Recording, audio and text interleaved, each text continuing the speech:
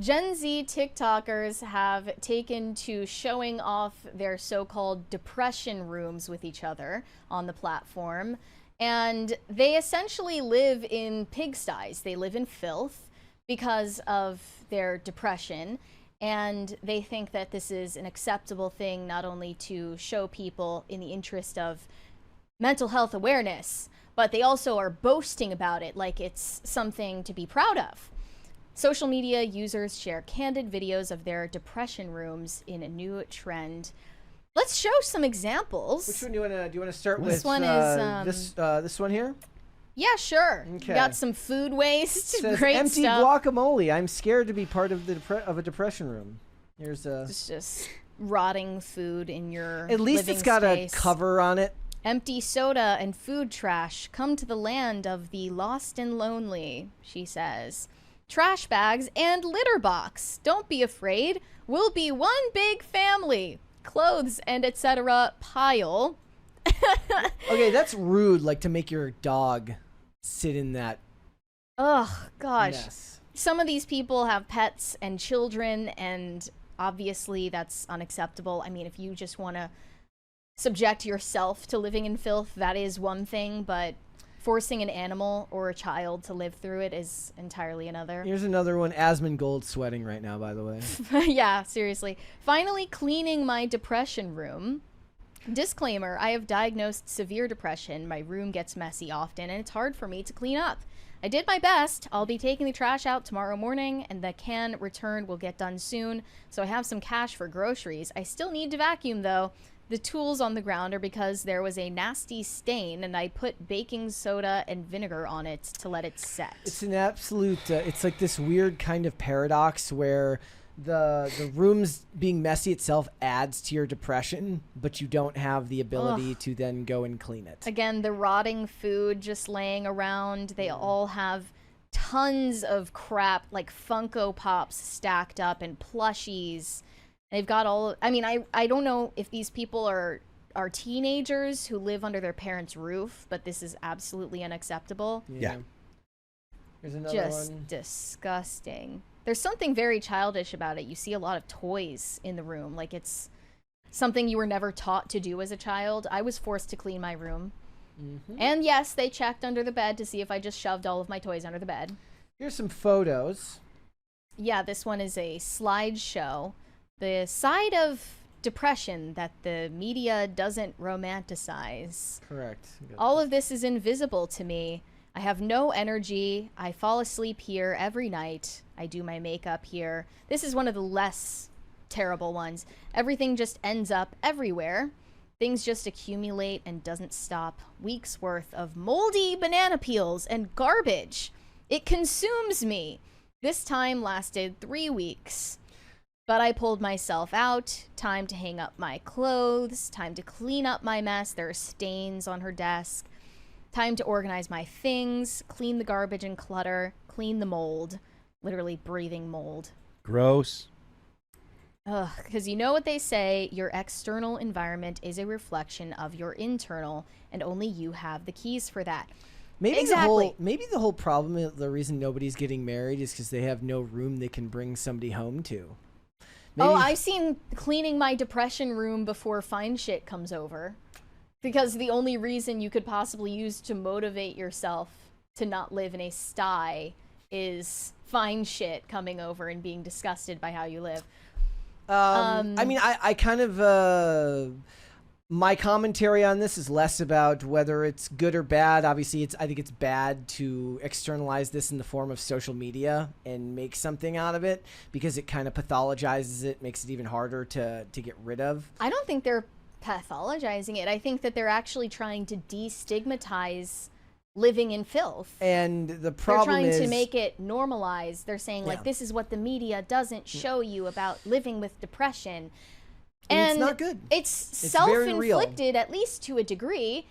You are actually making your depressive symptoms worse Yes. by living like this. Yeah, the it's problem a is self-inflicted problem. It gets, the worse your depression gets, the worse the mess gets, and the worse the mess gets, the harder it is to actually get started cleaning it up, which makes it impossible, which makes the depression worse. And it really is a external sign of how you feel internally. It's one of the reasons why cleaning up after yourself daily is a very, very good thing for your self-esteem. Oh, yeah. Like, Well, when you aim to destigmatize or normalize something like a depression room, or who knows, laying in bed all day, bed rotting, doom scrolling, not performing basic hygiene, these types of things, you end up in a situation where young, impressionable people enter a competition for who can be the most disgusting and dysfunctional of them all because there's some kind of achievement in that. This one girl posted a video of her sister's room saying, "My sister wins the award for worst depression room." I hope this was planned. My This sister is, went- like really, really rude to do this. Oh yeah, and you can see in this video her sister is laying on the floor, lifeless, passed out in the middle of trash. There she is. On her phone. Yeah. Yeah. Yep. This is so self-indulgent. Yep. Like, I almost think it's someone trying to pretend that they're more mentally unstable than they actually are. Well, in you know, an external way. those things are social currency nowadays. Yeah. Yeah. I think this is also related to the fact that people dress like slobs now. And as I've been making I hate that so Yeah. much. as I've been making content about fashion trends, most of them revolve around looking as slovenly and lazy as possible in the interest of being comfortable. And that's what a lot of people are Why? commenting. They're saying, why are you hating? All of these trends are just making us feel comfortable. Like, these clothes are so comfy.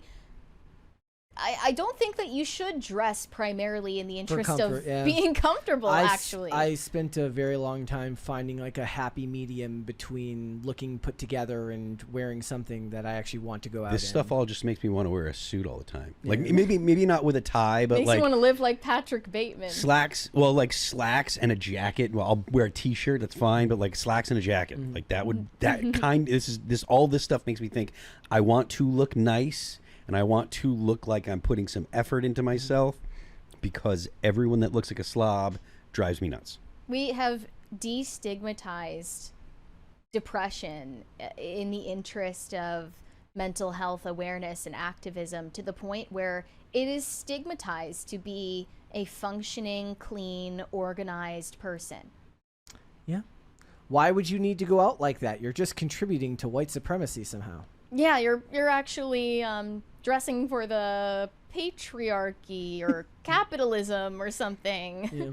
Like, these people are living in biohazards, and they're posting about it in the interest of finding a community. Yeah, like think about how far we've fallen from the days where like your mom would clean the apartment before the person who comes over to help clean comes over. Like, like you know, or your mom would be like, "Clean your room. We've got company coming over," and you're like, "They're not going to be coming into my room, are they?" No, but that's not the point. Yeah. That's not the point. It's about a certain socially acceptable level of decorum, even if it isn't necessarily accurate to like, you know, because one of I think the way that started at home was like the women who would be like, we need to stop pretending like this is what a family's home looks like, and it's like a really clean, put together house, because a lot of times, you know, if you've got kids, there's going to be toys on the floor and things need to be cleaned. It's never going to look perfect, right? But that's not where we've gone now. Now it's the whole place can be a disaster zone Sure. because, you know, we spent too much time faking what a clean house looks like back in the day. You can take caring about appearances too far, but we are so far from that happening that yeah. it's not Oh, even worth yeah. mentioning. Like, long gone are those baseline standards of decency and dignity. Absolutely. If you live in a depression room, you believe that you are trash. If you treat yourself like a piece of trash, Yes. don't expect anyone else to treat you differently and have respect for you. Mm-hmm. Absolutely. Yep. And I'm not saying that that's like an easy thing to deal with, because I've been there, like where my external settings definitely reflected how I felt on the inside, and Oh, yeah. unfortunately it takes a lot of work, and it's going to be a long road to get past it. But mine was tied to addiction, and that's once I was able to get through that, as hard as that was, your natural inclination to keep a place looking decent actually picks back. At least it did for me, right? Like once I was no longer chemically kind of quelling the way I felt, and always kind of half asleep and out of it, where the environment around you reflects that, you start putting attention back into your appearance and attention back into the way things look around you. The dishes can't just sit there next to you on a table. You have to bring them into the kitchen. At the very least, put them in the sink. Yeah. And hopefully you'll be smart enough to then get back and clean them before all of the gunk like sets on the plate and makes it something you have to throw away because it won't come off. But no one's saying it easy, but it's beneficial to your own health to do so. When you put effort into yourself, your body first, then the way you dress and look and your surroundings, you cannot help but feel better about yourself. When you look good, you're clean, your surroundings are clean, you end up feeling better about yourself totally. Look, I've never been like a fat guy, but we were talking before, like I've lost about 5 pounds in the past month and a half or so, because we had the holidays and then me and Sarah moved and all that stuff was going on, and so I put on a couple extra pounds. I feel so much better just losing 5 pounds, and I feel smaller losing 5 pounds, which is 5 pounds isn't a whole ton of weight, but I feel so much better. And it's just a little small thing. You do things like buy clothes that are, and I'm not talking about expensive clothes, but nice clothes that look nice, and you wear things that are not, when you take your clothes out of the dryer, if you hang them up so they don't get all wrinkled, and you put them on and you look nice, then you feel better about yourself. This isn't some kind of crazy idea, and I'm not trying to get too Jordan Peterson on this stuff, but like it really does matter. There is how a reason you live. why that message Absolutely. resonated the way that it did. We have a 20 from Shane H. Wilder. If I had literally to swim through filth, I'd be depressed too. I just vacuumed, mopped, and scrubbed the grout 3 days ago. It ain't hard. Put on some tunes or a podcast and get it done. You'll feel better. Yes. Well, I think That's the important part. You'll feel better. Yes, it's great. You want to live in a clean place. You don't want to have, because, it's bad for you to have like mold and, molding food and blah, blah, blah. But you'll feel better. This is all about making yourself a happier person. But I think that they are so distracted and pacified by the escapism of social media that they care more about curating the digital environment where they exist than paying any attention to what exists in their flesh space.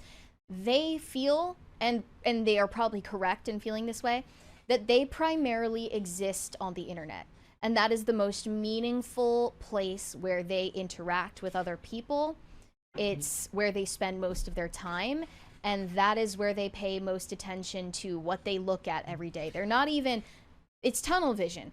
When they're walking through their garbage-filled room, they're totally blind to it, because when they pick up the phone, they're looking at images of beautiful things and beautiful people and images of themselves that are filtered Impossibly and curated. clean apartments that, Yes. Thanks for watching. Listen to full episodes of Pop Culture Crisis on Spotify. Keep up with us on social media and make sure you subscribe and ring that bell so you never miss the show. Bye, guys.